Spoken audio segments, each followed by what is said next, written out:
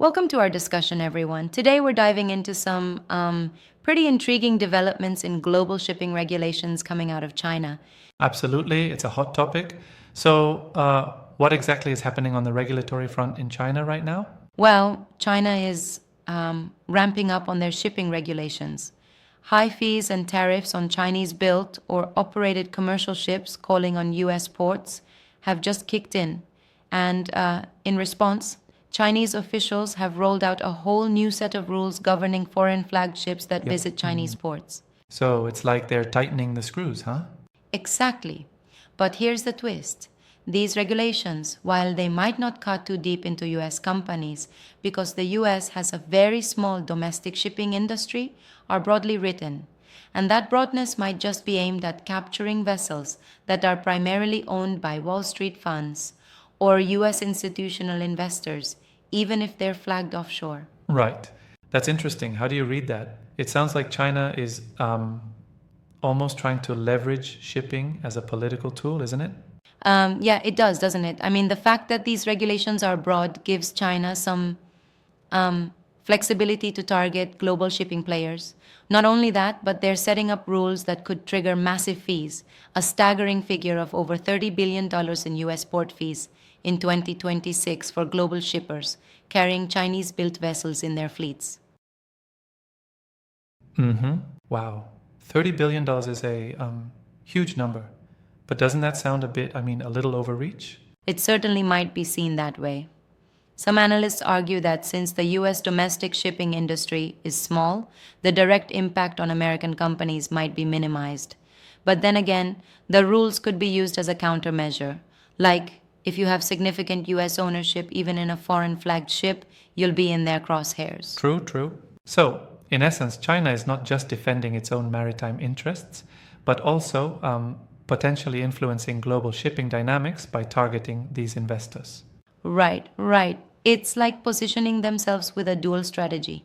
On one side, you're pushing tariffs on US port calls for Chinese built ships, and on the other, you're making sure that foreign companies with US ties are on notice when they Yeah, call at Chinese ports.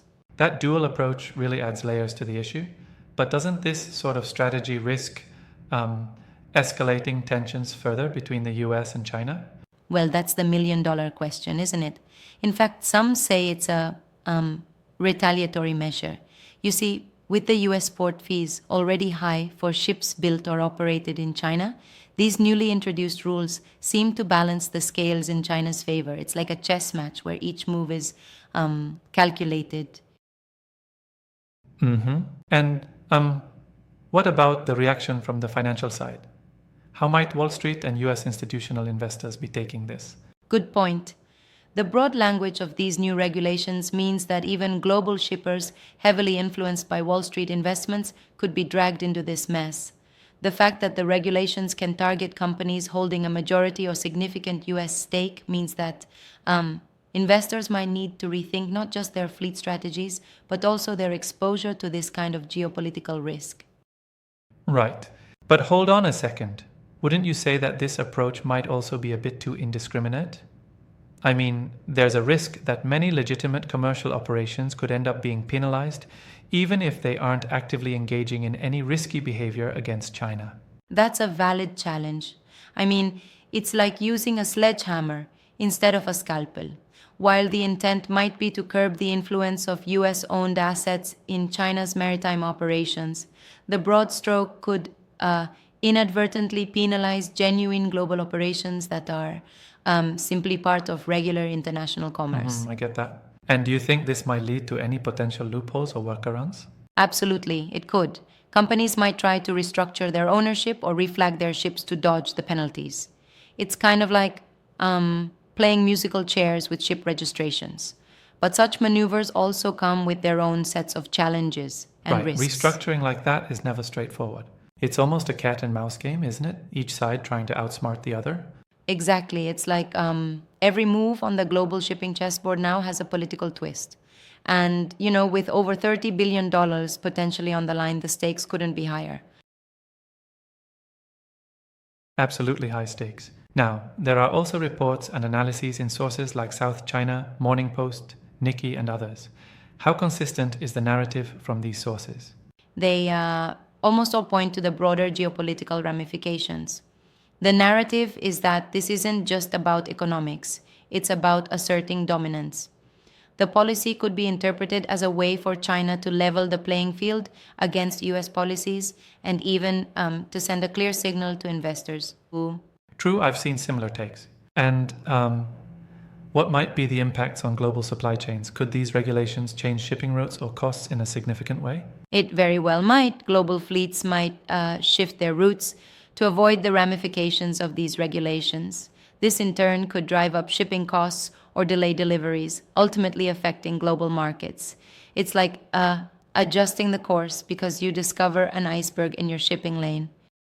Yeah, that analogy really paints the picture. And it's not just about routes, there's also the added scrutiny on vessel ownership structures, right? Exactly. Any ship that's flagged offshore but primarily owned by US funds might find itself under unexpected financial pressure. It's as if China is saying, if you want to do business with us, you have to play by our rules. That's a bold stance. But don't you think such actions could backfire? I mean, if investors start seeing China as an unpredictable environment, wouldn't that discourage some investment? I agree. There's a risk there. Yet, on the other hand, China has long been a powerhouse in manufacturing and global trade. They seem willing to endure short term risks to secure long term strategic gains. It's a calculated, Right, calculated risk. yet risky. That definitely brings us into the realm of geopolitical strategy. And what about the US response? How might the US counter these measures? Well, the rules do allow China to levy retaliatory actions based on foreign ships' proportional US ownership. So, in 2026, we might see more US port fees being charged against global shippers that use Chinese built ships. The US could, in turn, adopt measures affecting Chinese shipping interests. That's a potential snowball effect, right? Right? It becomes a tit for tat scenario, and such tit for tat actions could escalate tensions even further. Exactly. The interplay between tariffs, fees, and regulations is like a high stakes dance. Each side adjusts to the moves of the other. Yet, while the US might see these fees as burdensome, many experts believe that the direct impact might be mitigated due to the structure of the US shipping industry. That's an interesting nuance. I also wonder if this regulatory battle might lead to a more fragmented global shipping framework, like different regions playing by entirely different rules. Absolutely, that's a critical point.